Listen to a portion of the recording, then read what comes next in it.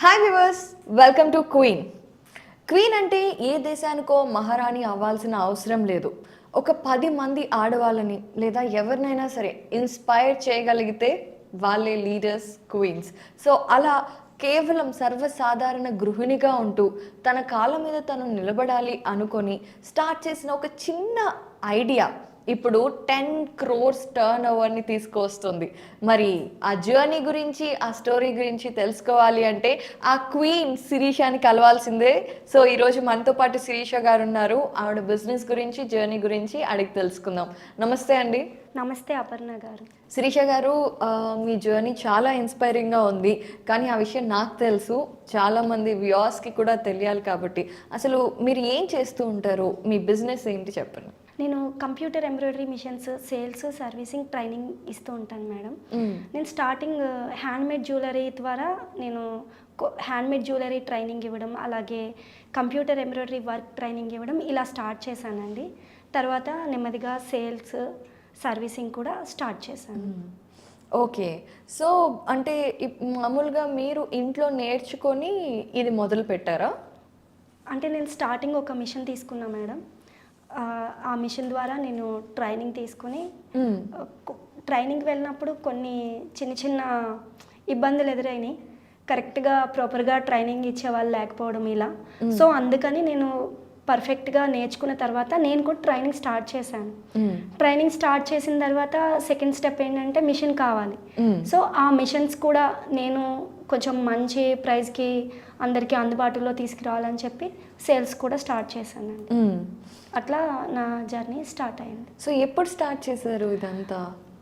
నేనేంటంటే before marriage వరకు job చేసేదాన్నండి. After marriage ఏంటంటే ఫ్యామిలీని చూసుకోవాలి, మళ్ళీ జాబ్కి వెళ్తే కొంచెం డిస్టర్బెన్సెస్ ఉంటాయి అనేసి సో నేను మ్యారేజ్ అయినప్పటి నుంచి హ్యాండ్మేడ్ జ్యువెలరీ ఇలా ఆర్ట్ అండ్ క్రాఫ్ట్ ట్రైనింగ్ ఇవ్వడం అలా 7 years అయిందండి కంప్లీటెడ్. ఓకే. ఇప్పుడు 8th year రన్నింగ్. సో ఈ బిజినెస్ పర్టికులర్గా అంటే స్టార్ట్ చేసి కూడా 7 ఏళ్ళు అయిందా? నేను హ్యాండ్మేడ్ వెంటనే అంటే ఎక్కువ గ్యాప్ తీసుకోలేదు. ఫస్ట్ ఒకటి స్టార్ట్ చేసిన తర్వాత దాన్ని కొంచెం అడ్వాన్స్డ్గా అనమాట 1 step 1 by 1 నేను యాడ్ చేసుకుంటూ వెళ్ళాను. ఓకే. సో మొదట మీరు అంటే మొదట హ్యాండ్మేడ్ జ్యువెలరీ చేసేవాళ్ళు అంటున్నారు కదా. సో ఆ హ్యాండ్మేడ్ జ్యువెలరీని అమ్మేవాళ్ళ? సేల్ చేసేదాన్ని, అలాగే ట్రైనింగ్ ఇచ్చేదాన్ని. ఓకే, ఎలా తయారు చేయాలి అనేది ట్రైనింగ్ కూడా ఇచ్చేవాళ్ళు. ఓకే. ఆ తర్వాత ఈ బోటిక్ పెట్టారు. బోటిక్ పెట్టుకున్నా. నెక్స్ట్ ఎంబ్రాయిడరీ మిషన్ తీసుకున్నాను. ఓకే.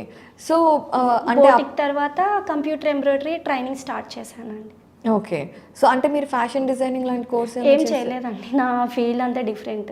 మరి బోటిక్ అంటే అంతే కదా, ఫ్యాషన్ డిజైనింగ్ ఏదో ఒకటి చేయాలి కదా. అట్లా అనుకుంటారు, అది మనకి ఇంట్రెస్ట్ అండ్ ఒక ప్యాషన్ ఉంటుంది కదా, దాన్ని మనం సెలెక్ట్ చేసుకుని దాని ఇంట్రెస్ట్ మెయిన్ ఏంటంటే నాకు ఆ ఫీల్డ్ అంటే ఇంట్రెస్ట్ అట్లా.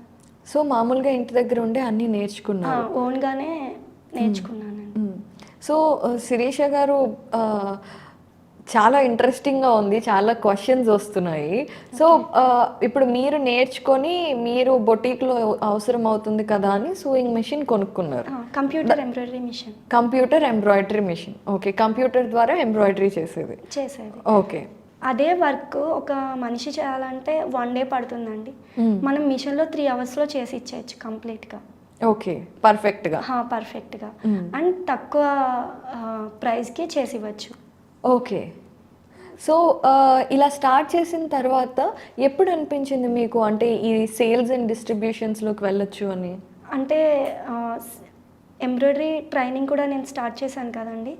తర్వాత మిషన్స్ సేల్స్ చేయాలని ఎందుకు అనిపించిందంటే ఇది కొంచెం బాగుంది బిజినెస్. అట్లనే నాకులా ఇలా ట్రైనింగ్ తీసుకునే వాళ్ళకి మంచి సర్వీసింగ్ సపోర్ట్ ఇవ్వాలి, అలాగే కొంచెం మంచి రీజనబుల్ ప్రైస్కి ఇవ్వాలి. మనం వేరే వాళ్ళ దగ్గరికి తీసుకెళ్తే మనం రీజనబుల్ ప్రైజెస్ ఇవ్వలేము, అట్లనే సర్వీసింగ్ కూడా మనం డిమాండ్ చేయలేము. అదే నేను ఓన్గా స్టార్ట్ చేస్తే ఫైనాన్షియల్గా స్ట్రగుల్ అవుతున్న వాళ్ళు కూడా మిషన్ కొనుక్కోవాలి అనుకున్నప్పుడు మనం కొంచెం మంచి ప్రైస్కి ఇవ్వాలి అంటే మనం అమ్మగలిగితేనే కదండి వాళ్ళకి రీజనబుల్గా ఇవ్వచ్చు. సో నేను అందుకే వెంటనే స్టార్ట్ చేశానండి సేల్స్. మనం అమ్మాలి అంటే ముందు మన దగ్గర మెషిన్ ఉండాలి. మెషిన్ ఉండాలంటే ముందు మనం కొనుక్కోవాలి కదా! కదా!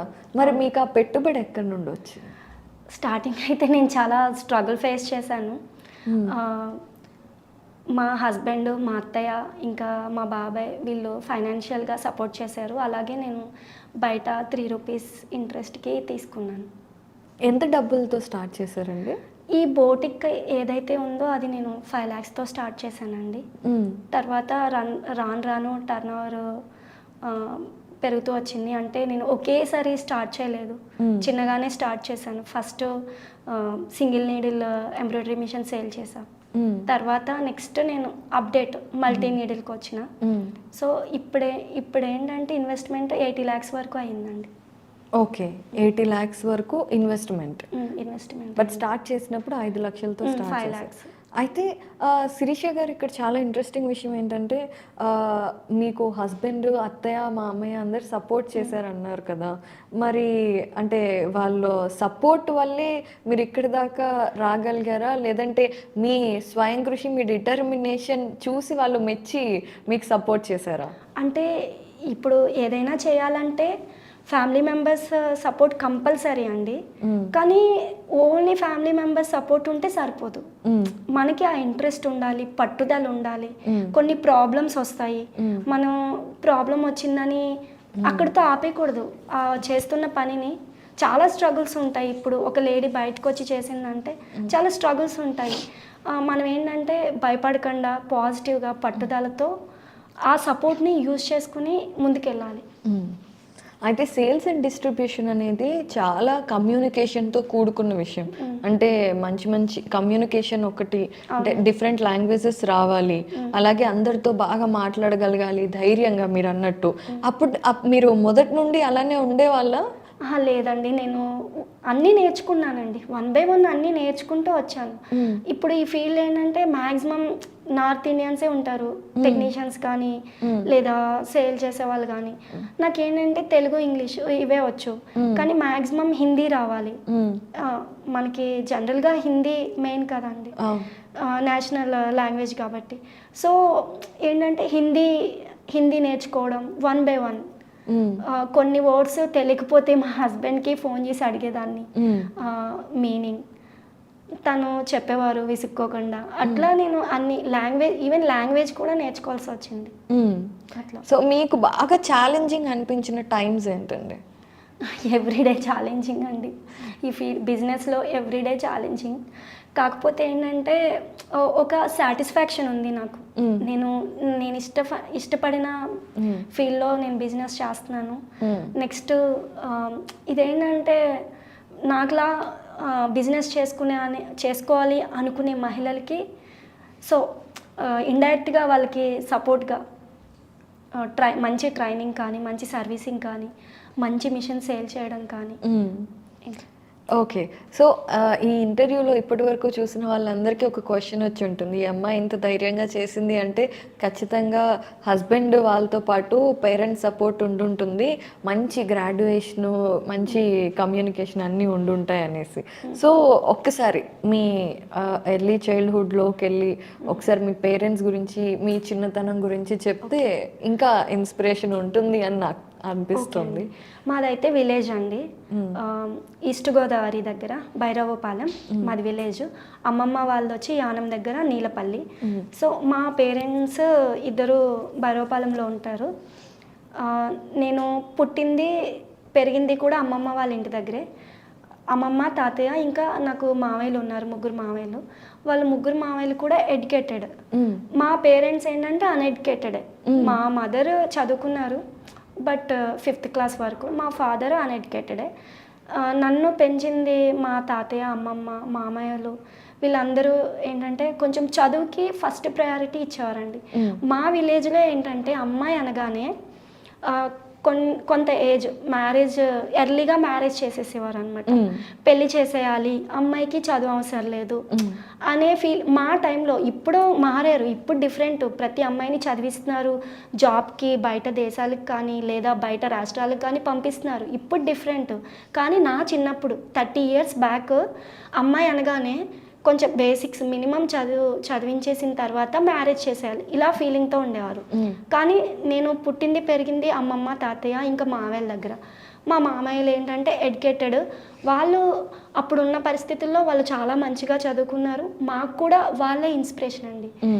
అమ్మాయి అంటే పెళ్ళే కాదు, మంచిగా చదివించాలి, అలాగే తన కాళ్ళ మీద తను నిలబడగలగాలి, సెల్ఫ్ కాన్ఫిడెన్స్ పెరగాలి, సొసైటీలో తనకంటూ ఒక గుర్తింపు తెచ్చుకోవాలి.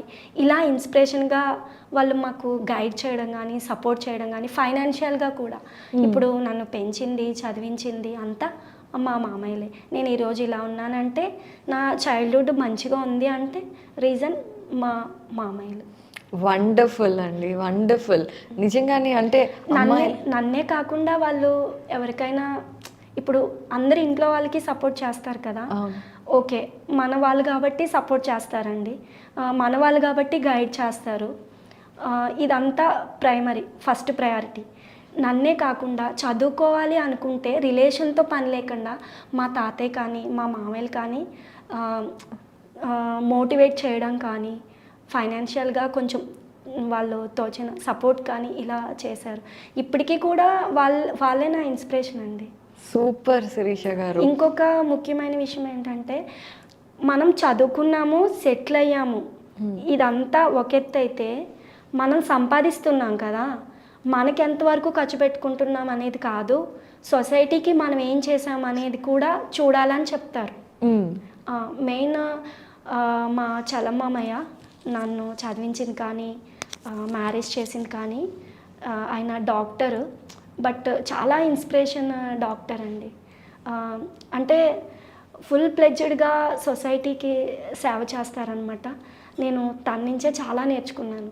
అంటే మనకి 100 రూపీస్ వచ్చింది అనుకోండి, అందులో 100 మనం యూజ్ చేసుకోకూడదు, సొసైటీకి అట్లీస్ట్ 10% 20% ఖర్చు పెట్టాలని తను చేస్తూ ఇన్స్పిరేషన్గా ఉంటారు. చెప్పడం వేరు, చేస్తూ ఇన్స్పిరేషన్గా ఉంటారు. అలాగే ఇంకా పెద్ద మామయ్య, ఆయన ఏంటంటే ఇప్పటికీ స్టిల్ చదువుతూనే ఉన్నారండి. రిటైర్ అయిపోయారు, జాబ్ చేసి ఎల్ఐసి జాబ్ చేసి రిటైర్ అయ్యారు, బట్ ఇంకా చదువుతున్నారు. ఆయనకి చదవంటే అంత మక్కువ అనమాట. నెక్స్ట్ ఇంకా లాస్ట్ మామయ్య త్రిమూర్తులు మాస్టర్. ఇప్పుడు టీచర్ అంటే మనకి జస్ట్ మన డ్యూటీ మనం చేసి వచ్చేసామా అన్నట్టు ఉండరు.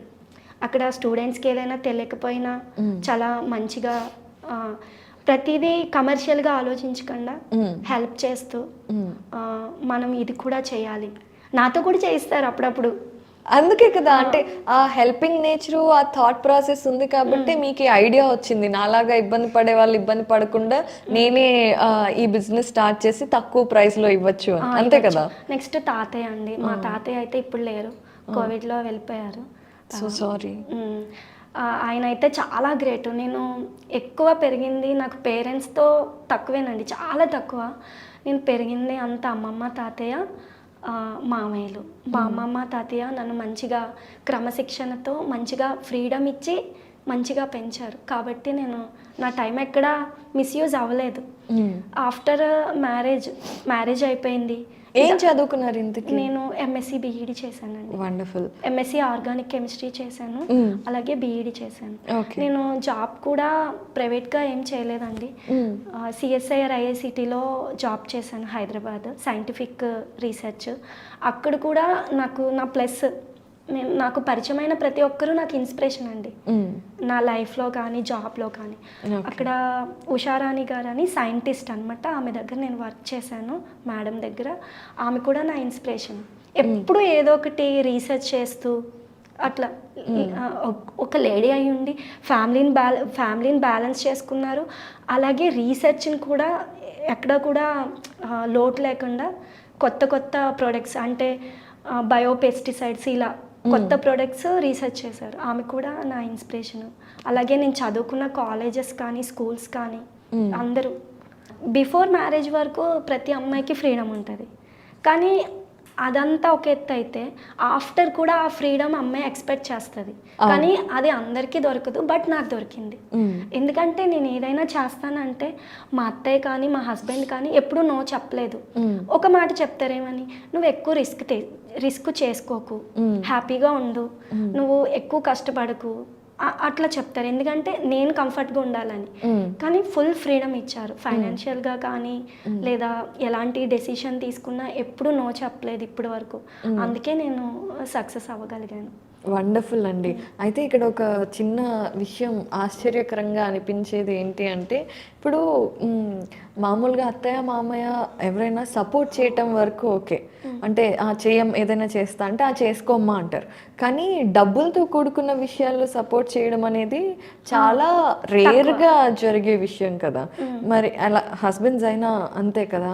అంటే ఇప్పుడు మనీ పాడవుతాయి అని కాదు, నువ్వు ఎక్కువ రిస్క్ తీసుకుని టెన్షన్ పడుకో అని అంటారు. బట్ ఏంటంటే స్టార్టింగ్ ఎవరైనా ఇన్ని లక్షలు పెడుతున్నాను అంటే యాక్సెప్ట్ చేయరు. అవును. కానీ ఏంటంటే అది మనం ఒప్పించుకునే దాన్ని బట్టి ఉంటుంది. అలాగే నాకు ఫైనాన్షియల్గా మనీ కావాల్సి వచ్చినప్పుడు నాకేంటంటే కొంచెం మొహమాటం, నేను డైరెక్ట్గా అడగలేను ఎవరిని. అది నా మైనస్ కానీ ప్లస్ కానీ అండి. సో నేనేంటంటే మా హస్బెండ్తో నేను అడగలేను డైరెక్ట్గా నాకు ఇంత మనీ కావాలి అని. కానీ తను తెలుసుకుని తను పర్సనల్ లోన్ పెట్టుకుని 20 lakhs ఇచ్చారు. నేను అప్పటికే బయట వడ్డీకి తీసుకున్నాను, అత్తయ్య ద్వారా కానీ మా బాబాయ్ దగ్గర కానీ అట్లా తెలిసిన వాళ్ళ దగ్గర. 20 lakhs వడ్డీకి తీసుకుంటే 3 rupees 2 rupees అలా ఇంట్రెస్ట్ ఉంది. సో వడ్డీ అనేది ఎక్కువ అయిపోతుంది, వచ్చింది ఆ వడ్డీకే వెళ్ళిపోయేది స్టార్టింగ్. సో మా హస్బెండ్ ఏం చేశారంటే అలా కాదనేసి పర్సనల్ లోన్ తీసుకుని 20 lakhs, తను సాఫ్ట్వేర్ ఇంజనీర్ డిలాయిట్లో, ఆ అమౌంట్ నువ్వు లోన్స్ అన్ని పెద్ద వడ్డీలు ఏమున్నాయో అవి క్లియర్ చేసేసుకో అని చెప్పారు. తర్వాత ఇంకా మనీ ఎప్పుడు కావాలన్నా ఇంకా బిజినెస్ గ్రో అయ్యే కొద్దీ మనకి లోన్స్ ఇవన్నీ వస్తాయి. స్టార్టింగ్లో చాలా స్ట్రగుల్ మేడం, ఇదే చాలా ఇంపార్టెంట్. స్టార్టింగ్లో చాలా స్ట్రగుల్, గోల్డ్ లోన్ పెట్టుకోవడం, ఇలా బయట తీసుకోవడం ఇలా చేశాను నేను. కానీ స్టార్టింగ్ మా అత్తయ్య కూడా మా హస్బెండ్కి తెలియకుండా ఇచ్చారు, 10 lakhs ఇచ్చారు. మా హస్బెండ్కి చెప్పలేదు, చెప్పకుండా ఇచ్చారు. అలాగే మా బాబాయ్ కూడా ఇచ్చారు. సో ఇలా మీకు అంటే డబ్బుల్ సపోర్ట్ వచ్చింది. డబ్బుల్ సపోర్ట్ ఉన్నా కూడా మీకు బయట కూడా అంటే బిజినెస్ అన్నాక అందరికీ తెలిసిందే, మొదట్లో చాలా ముందు మనం పెట్టాలి, తర్వాత బిజినెస్ మనకు పెడుతుంది. నేను ఏంటంటే మేడం ఒకటి ఫిక్స్ అయిపోయాను, బిజినెస్ అంటే లాభమే కాదు లాస్ వచ్చినా వచ్చినా భయపడకూడదని నేను మెంటల్గా ఫిక్స్ అయిపోయాను. ఇది బిజినెస్ స్టార్ట్ చేసేటప్పుడే నాకు నేను 5 lakhsతో స్టార్ట్ చేశాను కదా, నేను అప్పుడే ఫిక్స్ అయ్యాను బిజినెస్ అంటే అన్నీ ఉంటాయి, నష్టం ఉంటుంది లాభం ఉంటుంది. ఎంత పెద్ద బిజినెస్ అయినా ఎవ్రీ ఇయర్ చూసుకుంటే అట్లీస్ట్ ఒక్క 5% అయినా లాస్ ఉంటుంది ఏ బిజినెస్ అయినా. సో నేను అలా మెంటల్గా ఫిక్స్ అయిపోయాను, in case bulk amount loss అయితే ఏంటి, ఇది కాకపోతే నాకు ఉన్న నాలెడ్జ్తో ట్రైనింగ్స్ ఇచ్చుకుంటూ నేను నా లైఫ్ టైం మొత్తంలోనైనా సంపాదించి అప్పు తీర్చగలను అని నాకు నేనే ఒక బండగా అనమాట, స్ట్రాంగ్గా నాకు నేనే మోటివేట్ చేసుకునేదాన్ని. డబ్బులు లాస్ అయినా భయపడకూడదు, ముందుకెళ్ళాలి, ఎన్ని స్ట్రగుల్స్ వచ్చినా ముందుకెళ్ళాలి. నేనైతే చాలా స్ట్రగుల్స్ పడ్డాను మేడం. అంటే ఇంట్లో సపోర్టు, ఫైనాన్షియల్ సపోర్ట్ ఉంటే సరిపోదు, బయట కూడా మనకి ఒక లేడీ చేస్తుంది అంటే మీకు తెలుసు వచ్చే ప్రాబ్లమ్స్. సో మనం అవన్నిటిని ఎదుర్కోవాలి. అంటే ఇప్పుడు ప్రొఫెషన్కి ప్రాబ్లమ్స్ కూడా మారిపోతూ ఉంటాయి. స్పెషల్లీ మీరున్న బిజినెస్లో ఎక్కువ మంది మగవాళ్ళే ఉంటారు, జెంట్స్ ఉంటారు. లేడీస్ బిజినెస్ అయినా ఇది లేడీస్ యూజ్ చేసే ప్రోడక్ట్, బట్ ఎక్కువ మంది జెంట్స్ చేస్తారు. మీరు ఎదుర్కొన్న టఫెస్ట్ ప్రాబ్లమ్స్ ఏంటి శిరీష యాజ్ అ ఉమెన్? ఎందుకంటే ఇప్పుడు ఈ ఇంటర్వ్యూ చూసాక ఈ బిజినెస్లోకి రావాలని చాలామంది ఇన్స్పైర్ అవుతూ ఉండొచ్చు, చాలామంది ఆడవాళ్ళకి ఇది ఒక ఉపాధిగా కూడా కనిపించవచ్చు. వాళ్ళందరికీ టు బీ ఫ్రాంక్ మేడం, నేను జెన్యున్గా చెప్తున్నా, నేను ఏంటంటే ఈ ఫీల్డ్లోకి వచ్చిందే మంచి సర్వీసింగ్ ఇవ్వాలి, నాలాగా ఇంకా చాలామంది మహిళలు ముందుకు వచ్చి ఏదో ఒకటి చేసుకోవాలని థాట్తో వచ్చాను. బట్ కొన్ని సందర్భాల్లో ఏంటంటే నా మిస్టేక్ లేకుండా నేను ఒక పర్సన్ని స్టార్టింగే నేను శాలరీకి పెట్టుకోలేదు మేడం. టెక్నికల్ వర్క్కి నేను స్టార్టింగే శాలరీకి పెట్టుకోలేదు, ఎందుకంటే నేను అప్పుడే స్టార్టింగ్ ఉన్నా. శాలరైజ్డ్ పెట్టుకుంటే నేను ఇవ్వగలమో లేదో. బర్డెన్ అవుతుందని నేను ఏంటంటే కస్టమర్కి ఇంత ఇస్తానని నేను స్టార్ట్ చేశాను. సో వాళ్ళు ఏం చేసేవారంటే టెక్నీషియన్స్, నేను ఇక్కడ మిషన్ సేల్ చేశాను, కమిట్మెంట్ ఇచ్చాను కస్టమర్కి, వాళ్ళ టైం నేను తెలుసుకునే నేను కమిట్మెంట్ ఇచ్చాను. బట్ వాళ్ళు ఏం చేసేవారు, వాళ్ళు ఫస్ట్ ప్రయారిటీ నాకు ఇచ్చేవారు కాదు, వాళ్ళ పర్సనల్గా చేసుకునేవారు. నన్ను వాళ్ళకి పని లేనప్పుడు సెకండ్ ఆప్షన్ కింద నా పనికి వచ్చేవారు. సో నేనేంటంటే ఇక్కడ కస్టమర్కి కమిట్మెంట్ ఇచ్చేసాను, రిపేర్ వచ్చింది, వాళ్ళు డెలివరీ చేయాలి, వాళ్ళు ఆల్రెడీ వాళ్ళ కస్టమర్కి కమిట్మెంట్ ఇస్తారు, ఈ టైంకి మీకు డెలివరీ చేస్తాం, బ్లౌజ్ కానీ సారీ కానీ డ్రెస్ కానీ. సో మిషన్ ఆగిపోయింది, నేనేమో టెక్నీషియన్ పంపించలేకపోతున్నాను. అప్పుడు అక్కడ నాకు ఎలా అనిపిస్తుంది, నేను స్టార్ట్ చేసిందే మంచి సర్వీసింగ్ ఇవ్వాలని, వాళ్ళ వల్ల నేను కస్టమర్ని ఇబ్బంది పెట్టాను, నేను బ్లేమ్ అయ్యాను. నేను చాలా ఇబ్బంది పడిన విషయం టెక్నికల్గా, టెక్నీషియన్స్తో ఇబ్బంది, ఓన్గా పెట్టుకోలేను, ఓన్గా పెట్టుకున్నా వాళ్ళు ఎలా చేస్తారో తెలీదు. అప్పుడు ఏమనిపించిందంటే నేనే ఎందుకు నేర్చుకోకూడదు, అట్లా నేను ఫీల్ అయ్యాను అనమాట. నేను కూడా నేర్చుకోవాలి ఈ సర్వీసింగ్ కానీ రిపేర్స్ కానీ అని. సో నేను కొన్ని వీడియోస్ రిఫర్ చేసేదాన్ని, చూడడం, మాన్యువల్ చదువుకోవడం.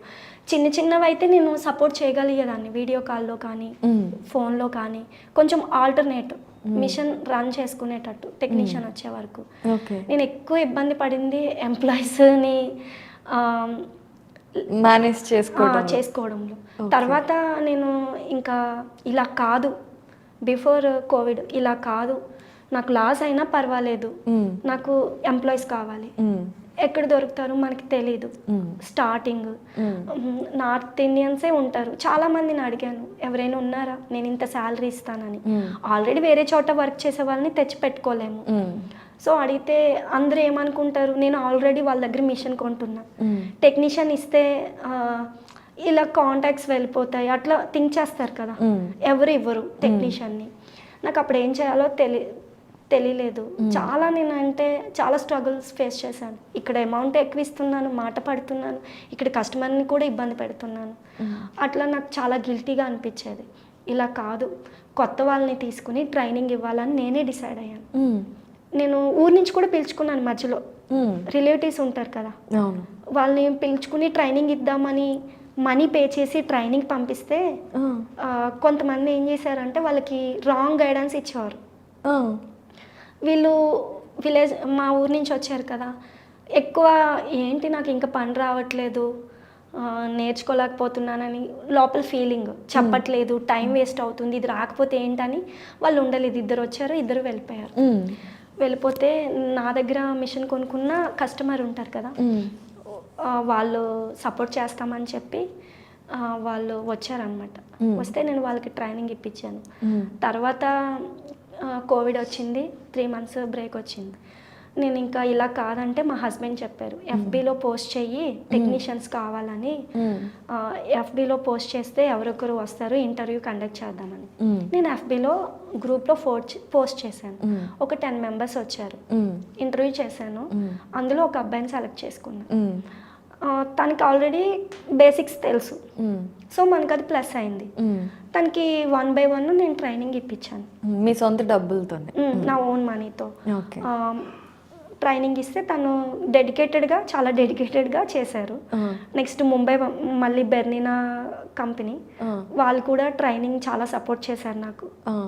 బెర్నినా కంపెనీ ఫస్ట్ వాళ్ళే నాకు డీలర్షిప్ ఇచ్చారు. ఓకే. సో వాళ్ళు మీరు టెక్నీషియన్స్ని పంపించండి, ఎంతమందికైనా మేము ట్రైనింగ్ ఇస్తాము అన్నారు. సో నేను ముంబై పంపించాను, ఫ్లైట్ బుక్ చేసి అన్ని ఛార్జెస్ పెట్టుకుని పంపించాను. అలా 1 by 1 ప్రతిదీ నేర్పించాను. నేర్పించిన తర్వాత ఇంకా కొత్త వాళ్ళు కూడా వచ్చి పక్కన నాలా బిజినెస్ చేసుకుంటారు కదా, వాళ్ళ ఎంప్లాయీస్ కూడా నేను ట్రైనింగ్ ఇచ్చాను. ఓకే.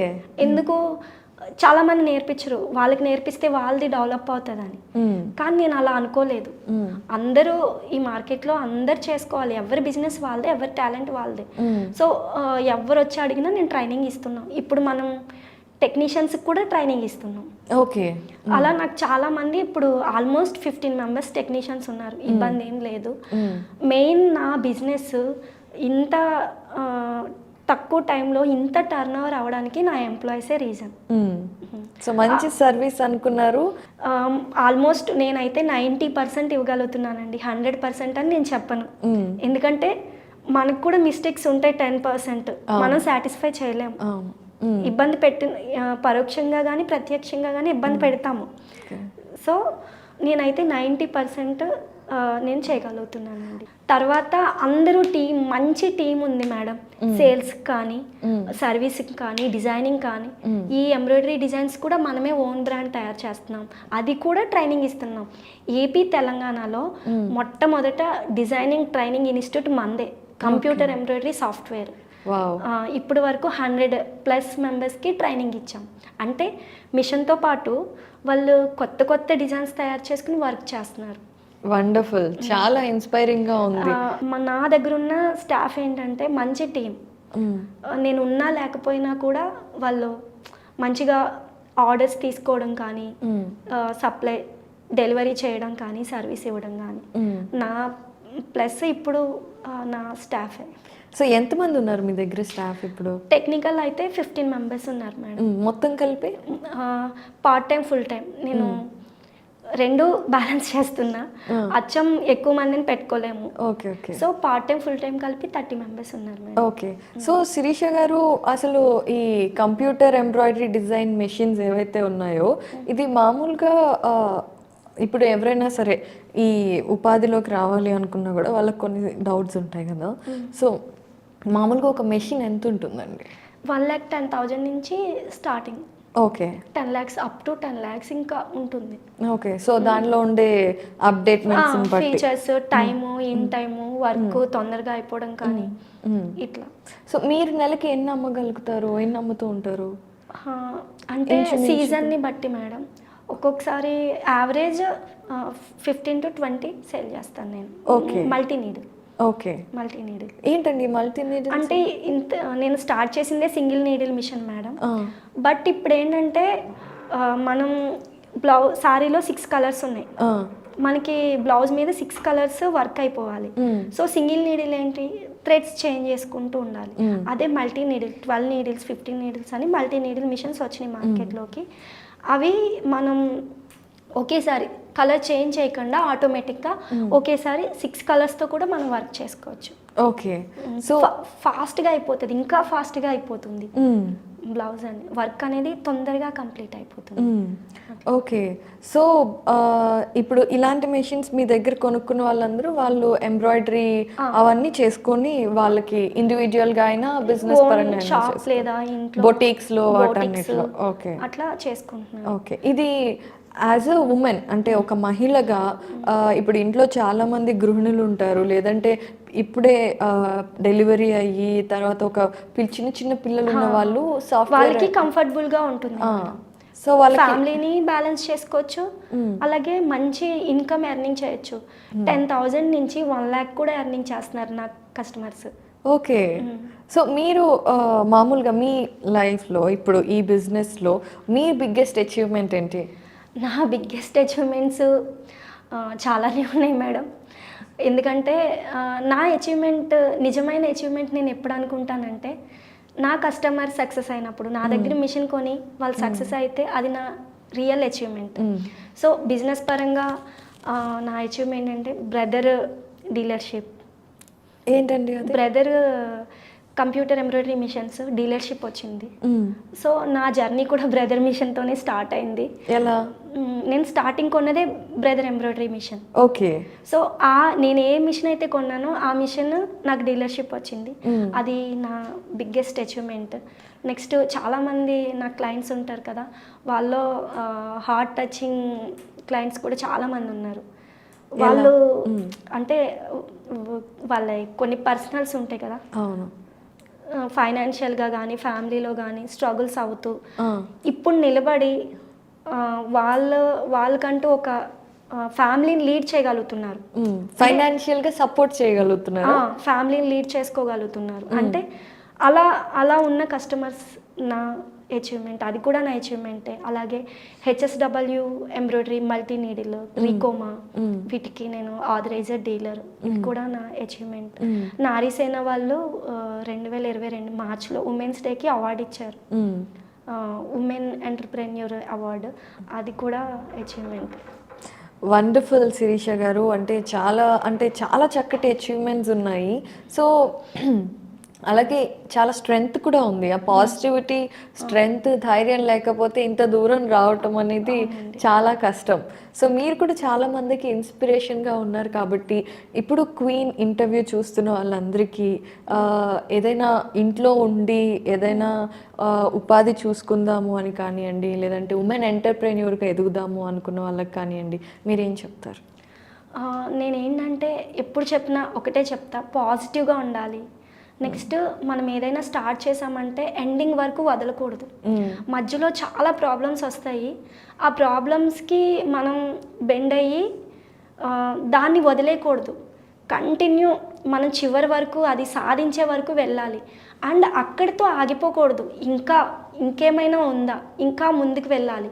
అంటే మనకి ఎండింగ్ ఉండకూడదు ఏం చేసినా. అలాగే పాజిటివ్గా ఉండాలి. ఇక్కడ బిజినెస్ ఉమెన్స్కి మంచి మంచి అవకాశాలు ఉన్నాయి, కానీ అవన్నీ మనకి తెలియడం లేదు. కొంచెం మనం వాటిని అవేర్నెస్ చేసుకుని లోన్సే కానీ, ఇప్పుడు స్టార్టింగ్ నేను చాలా స్ట్రగుల్ అయ్యానండి బిజినెస్ చేయాలంటే. కానీ బిజినెస్ చేసుకునే మహిళలకి చాలా మంచి మంచి స్కీమ్స్ కానీ అవకాశాలు కానీ ఉన్నాయి, వాటిని కూడా మనం అవేర్నెస్ చేసుకోవాలి.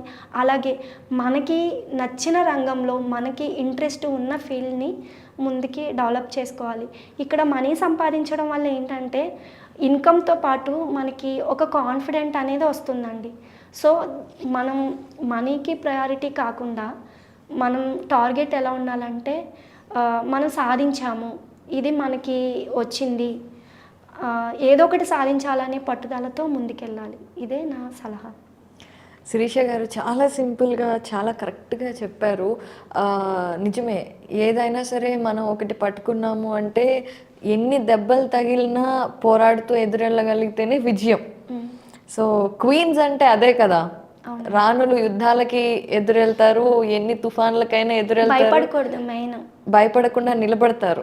అండ్ ఏంటంటే లైఫ్ అంటేనే చాలా హార్డ్, మనం ఎక్కడ కూడా సాఫ్ట్ ఎక్స్పెక్ట్ చేయకూడదు. మనం ఫిక్స్ అయిపోవాలి మెంటల్గా, లైఫ్ అంటేనే హార్డ్గా ఉంటుంది. ఆ హార్డ్నెస్ని మనకి నచ్చినట్టు కాంప్రమైజ్ కాకూడదు. ఇది చాలా చిన్న లైఫ్, సో కాంప్రమైజ్ అస్సలు వద్దు, మనం ముందుకెళ్ళిపోవాలి. నేను బిజినెస్ చేసేటప్పుడు చాలామంది ఏమనేవారంటే, అంటే నేను ఫస్ట్ నుంచి సన్నగానే ఉంటాను, ఇప్పుడేమి ఒకప్పుడు లావుగా ఉండి ఇప్పుడు సన్నగా అయిపోవడం ఏం లేదు, చైల్డ్హుడ్ నుంచి సన్నగానే ఉంటాను. సో అందరూ ఏమనేవారంటే బిజినెస్ వల్ల సన్నగా అయిపోతున్నావు, వద్దు, హెల్త్ ఇంపార్టెంట్, బట్ లావుగా ఉంటే హెల్త్ ఉన్నట్టు సన్నగా ఉంటే హెల్త్ లేనట్టు కాదు, ఇట్లా చేసేవారు నన్ను. బాడీ షేమింగ్ వద్దు, మానేసే, నువ్వు అంటే అందులో వెల్ విషర్స్ ఉంటారు, వద్దు కావాలని వెనక్కి లాగే వాళ్ళు కూడా ఉంటారు, మనం గుర్తించలేము వాళ్ళు ఏ ఉద్దేశంతో అన్నారు. అలా అన్నప్పుడు నాకు సపోర్ట్గా మా హస్బెండ్, మా తమ్ముడు కూడా, లేదక్క నువ్వు ఎప్పుడు ఇంతే ఉన్నావు కదా, వాళ్ళ మాటలు ఏం పట్టించుకోకు, నువ్వు చేయగలవు చెయ్యి, అట్లా చెప్పేవారు. మా హస్బెండ్ ఏమనేవారంటే, మనకి ఫిజికల్ అపీరియన్స్ ఇంపార్టెంట్ కాదు, నువ్వు ఎంత కరెక్ట్గా ఎంత బాగా పనిచేస్తున్నావు అనేదే ఇంపార్టెంట్ అని అనేవారు. సో మన బాడీ షేమింగ్ చేసినా మనం డిసప్పాయింట్ అవ్వకూడదు, కరెక్ట్, మనం ముందుకు వెళ్ళిపోవాలి. మనం అన్నీ పర్ఫెక్ట్గా ఎవరు ఉండరండి, ఎంత అందంగా ఉన్నా ఏదో ఒక లోపం ఉంటుంది, అవును, అది మనకు తెలీదు. సో కనిపించేదంతా మంచిగా అయితే ఉండదండి, వాళ్ళ వెనకాల చాలా ఉంటాయి స్ట్రగుల్స్ ఉంటాయి. కరెక్ట్, మనం ఏంటంటే వాటిని పట్టుకోకూడదు, ముందుకు వెళ్ళాలి, ఏదో ఒకటి చేయాలి అంతే. చాలా సింపుల్గా చాలా బాగా చెప్పారు శిరీష గారు. వెరీ వండర్ఫుల్ మిమ్మల్ని కలవటం. సో మర్చిపోయాను, చూడడానికి చిన్న పిల్లలా అనిపిస్తున్న శిరీష గారికి 2 పిల్లలు ఉన్నారు. పిల్లలతో మేనేజ్ చేస్తూనే ఇదంతా కూడా చేస్తున్నారు. రియల్లీ వెరీ అప్లాడబుల్ అండి. అంటే నిజంగా ఎంకరేజ్ చేస్తున్నారు కూడా వేరే మహిళలను కానివ్వండి, ఎవరైనా స్వయంగా వాళ్ళు ఏదైనా చేయాలి అనుకున్న వాళ్ళని కూడా ఎంకరేజ్ చేయడం అనేది వండర్ఫుల్. ఫైనలీ వన్ క్వశ్చన్ ఏంటి అంటే, మీ బిజినెస్ అనేది స్టార్టింగ్ 5 లక్షలతో స్టార్ట్ అయింది, ఇప్పుడు 10 crores టర్న్ ఓవర్ అవుతుంది. యా, ఈ సక్సెస్ మంత్ర ఏంటి? Because we're talking about entrepreneurship కాబట్టి బిజినెస్ పరంగా సక్సెస్ మంత్ర ఏంటి? మెయిన్ ఏంటంటే నా కస్టమర్స్ నన్ను నమ్మి తీసుకున్నారు. నా సక్సెస్ ఎంప్లాయీస్ అండ్ కస్టమర్కే. నేను వాళ్ళ వల్లే నేను అయ్యాను. మెయిన్ ఏంటంటే మన రిసీవింగ్ మంచిగా ఉండాలి, మాట్లాడే విధానం కానీ. సెకండ్ ఏంటంటే hard work, positive thinking. Okay, అంతే. ఇప్పుడు అందరం బిజీ మేడం, అందరం బిజీ. మన కెరియరు, పిల్లలు, ఫ్యామిలీ అన్నీ ఇంపార్టెంట్, రైట్. బట్ దాంతోపాటు మనం సొసైటీకి కూడా ఏదో ఒకటి చేయాలి. సో డైరెక్ట్గా వెళ్ళి సోషల్ సర్వీస్ ఎవరూ చేయలేరు ఉన్న బిజీలో. సో మనం ఏంటంటే మన చుట్టూ ఉన్న వాళ్ళకి ఎవ్రీ ఇయర్ మనం సంపాదించే దాంట్లో అట్లీస్ట్ 1% అయినా సొసైటీకి ఖర్చు పెట్టాలని. మీరు చేస్తున్నారా, మీరు చెప్తున్నారా అని అంటారు, బట్ నేను చేస్తున్నాను. నేను ఎక్కడ పబ్లిసిటీ చేయను. ఎందుకు చేయను అంటే, మనం ఏదైనా హెల్ప్ చేస్తే ఈ చేతితో చేసింది వేరే చేతికి తెలియకూడదు అంటారు.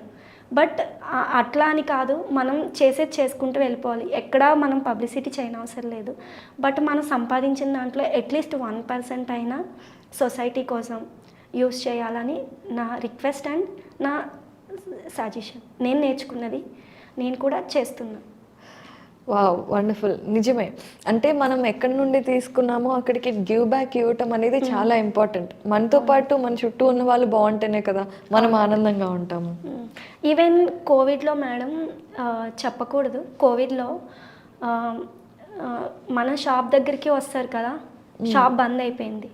ట్రాన్స్జెండర్స్ ఉంటారు, షాప్ దగ్గరికి వస్తారు. వాళ్ళ నెంబర్ తీసుకుని నేను అమౌంట్ పంపించాను. నేను ఒక్కదాన్ని కాదు, నేను ఇలా చేస్తున్నానంటే నా కస్టమర్స్ కూడా అమౌంట్ డొనేట్ చేశారు. సో మేము ట్రాన్స్జెండర్స్కి కోవిడ్ టైంలో ట్రాన్స్జెండర్స్కి కొంతమందికి నా కస్టమర్స్ నేను కలిపి, నేను ఒక్కదాన్ని కాదండి, అలాగే ఎంప్లాయీస్ కూడా వాళ్ళకి తోచిన అమౌంట్ చేసాము. అలా ప్రతి ఎవ్రీ టైము మనం ఏదో విపత్తు వచ్చినప్పుడు కాకుండా ఎవ్రీ ఇయర్ మన ఎర్నింగ్లో 1% చేయాలని నా ఒపీనియన్. చాలా చక్కగా చెప్పారండి. నిజంగా అలా చేస్తే మనం చాలా పేదరికాన్ని నిర్మూలించవచ్చు. మనం ఏంటి 100 కోట్ల మంది ఒక రూపాయి ఇచ్చినా కూడా ఎంత అయిపోతుంది. చాలా వండర్ఫుల్గా చెప్పారు. డెఫినెట్గా ఈ ఇంటర్వ్యూ చూసిన వాళ్ళు చాలా ఇన్స్పైర్ అవుతారు. అండ్ ఎవరైతే మనం ఇంట్లో ఉంటున్నాం, మనం ఏం చేస్తాంలే అని అనుకునే వాళ్ళు కూడా కాదు, మనం చేయగలం అనే ఒక ఆలోచన మన మెదడులో పడితే దారులు వాటంతట అవే వస్తాయి. కాకపోతే శిరీష గారు చెప్పినట్టుగా ఏ దెబ్బ తగిలినా పడిపోకుండా, పడినా లేచి మళ్ళీ పరిగెత్తండి, విజయాన్ని మీరు సొంతం చేసుకోవచ్చు. This is all about queen. ఈరోజు మీరు వచ్చారు చాలా ఒబీడియంట్గా. అంటే ఒక 10 కోట్ల టర్న్ ఓవర్ బిజినెస్ ఉమెన్ అంటే తను చాలా ప్రౌడ్గా కూడా ఉండొచ్చు. కానీ నేను చాలా నెమ్మదిగా, చాలా నిదానంగా, చాలా బ్యూటిఫుల్గా ఉన్నారు శిరీష గారు. ఐ థింక్ మీరు అన్నట్టు మీ కస్టమర్స్కి కూడా మీలో నచ్చేది అదేనేమో. Definitely keep it up and all the best. ఈ అవకాశం ఇచ్చినందుకు thank you ma'am. Thank you so much అండి. Thank you.